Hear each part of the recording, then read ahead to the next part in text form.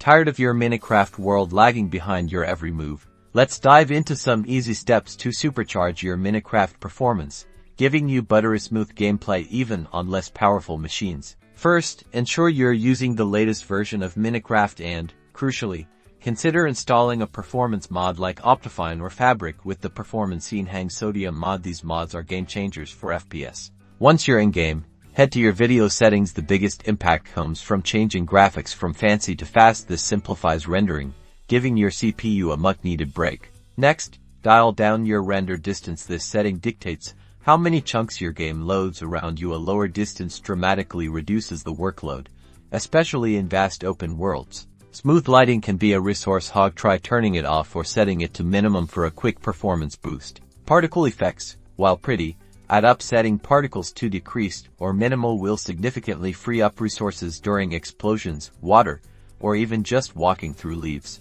Consider turning VSync off while it prevents screen tearing. It can cap your frame rate and sometimes introduce input lag. Experiment to see what works best for you. For an unlocked frame rate, set your max Framerate to unlimited or a value slightly higher than your monitor's refresh rate. This allows your GPU to run at its full potential.